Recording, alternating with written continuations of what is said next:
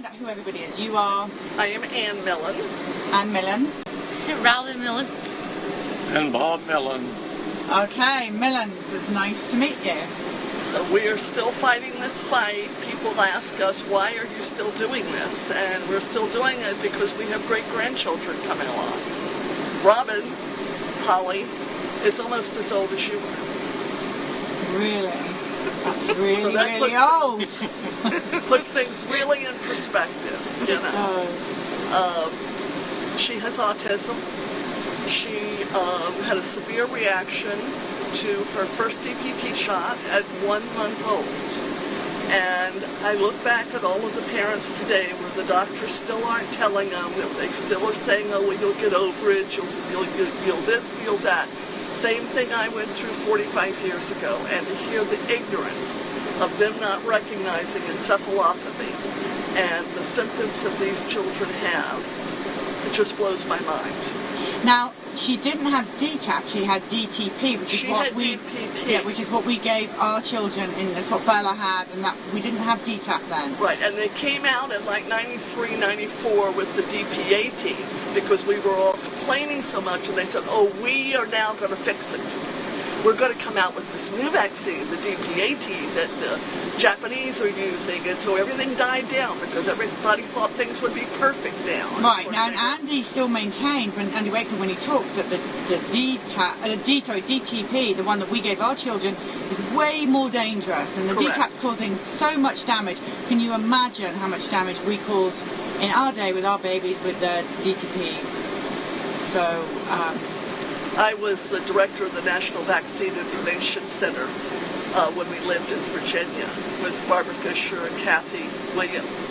And the organization used to be called To Satisfy Parents Together, DPT.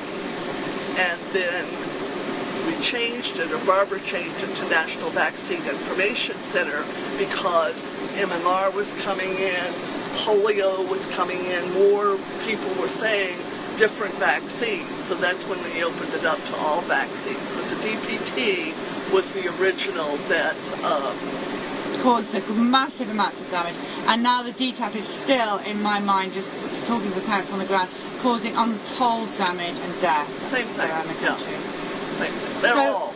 So tell us about how she was before she had. What kind of baby was she? Okay, now she had her reaction at 1 month old.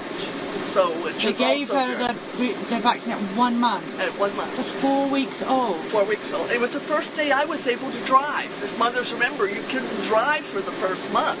So it was my first big day out, you know. But I didn't have a whole lot of movement with her. She was my third child. And I was concerned about that, but the doctor said no big deal. She weighed 8 pounds, which by the way was my smallest child. And she, her ABGAR was 10. And so we brought her home. Like I said, we had 2 other girls, and life was great. He was actually traveling because I was doing so well, and the kids were all doing so well. And I took her in for her shot, and I took her to my GP because I didn't want to take her to a pediatrician because the other 2 girls were always sick from their shots and going to the doctor, and I thought it was because of all the other kids in the office being sick. It never occurred to me it was their DPT shots that they were reacting to. So I literally took her to my doctor, and he said, well, let's get them over with. Let's start them now. And I said, are you sure? The others didn't get it until 2 months or 6 weeks, and he said yes. And she screamed that wild scream everybody talks about. In fact, I thought she had a diaper pin because we used cloth diapers at that time. I thought she had a diaper pin stuck in her, and brought her in from the doctor's office. There was no pin, and she screamed for 8 solid hours and then collapsed for like 15. And you couldn't touch her. You couldn't go in and check her diaper or anything, or she'd let that same scream out again. And so finally, in the next afternoon, I went in and I thought, okay, we're going to get our act together. And I picked her up, and she exploded with diarrhea. Just exploded. And she did the same wild scream for 4 years until I found out about the Feingold diet, which is no preservatives and no food coloring. And that brought the scream down an octave. She did nothing the first year. She didn't roll over, she didn't smile, she didn't hold her head up. She didn't do anything the first year. I went to Children's Hospital, I went to George Washington Hospital.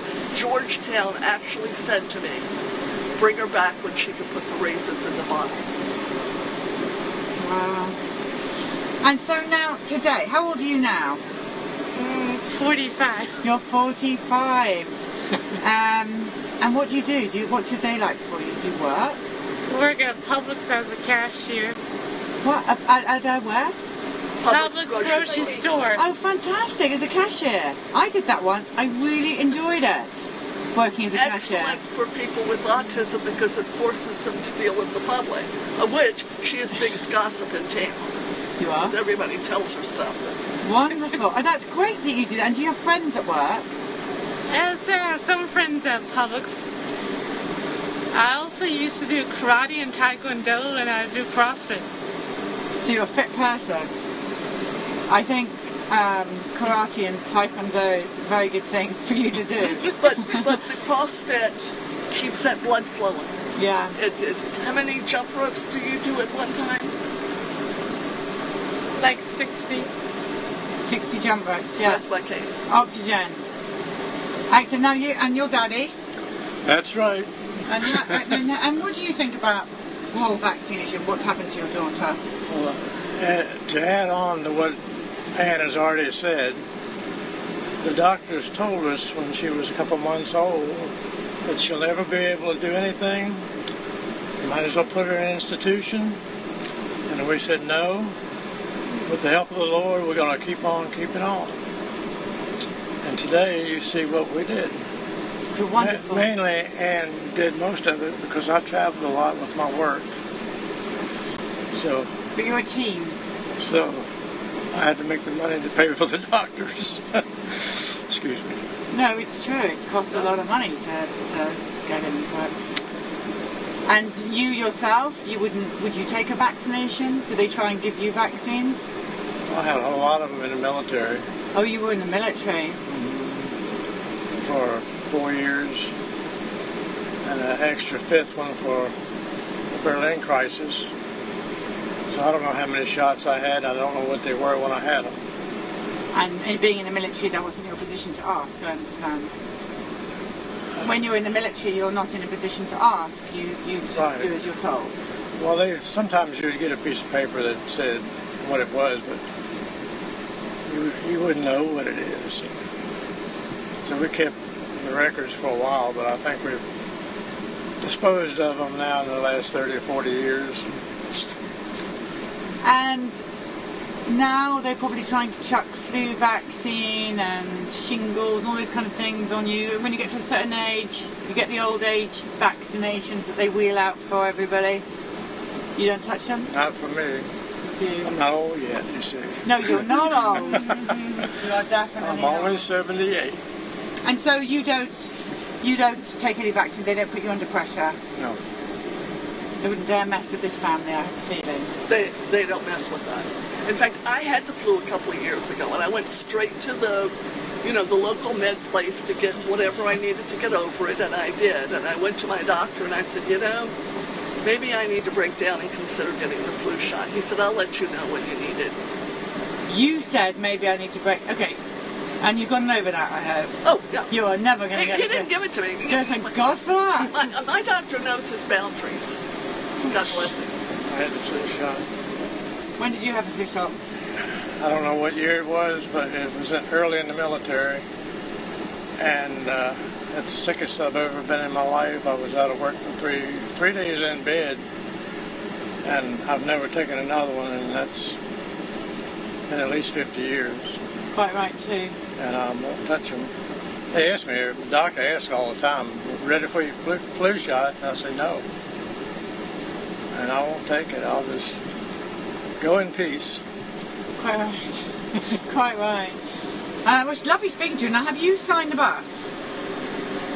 No. Would you like to sign the bus? Okay. We'd love you to sign the bus. That's what we came for, wasn't it? Yeah. Is there anything else that you want to add to this story? I want her name on the... It's important to me that her name be on this bus. It's important to us too. Yeah, I just feel, you know, it's a passing of whatever. You know, it's been a long 45 years. It's been a very expensive 45 years. Heartbreaking. It continues to be. She lives on her own. She has her own condo, of which we live 2 blocks away. And she drives. I put her, she went on the gluten-free diet. She didn't start improving until she was 28 years old. And she went on the gluten-free diet. I always knew it was something else besides the preservatives and the food colorings. And when she went on that diet and then started the biomedicals and that type of thing, and within 3 years, she got her driver's license, she became a cashier, and she got her own condo. Right? That's wonderful. That's wonderful. Congratulations, guys. You've done a great job, you guys. And you are Superwoman.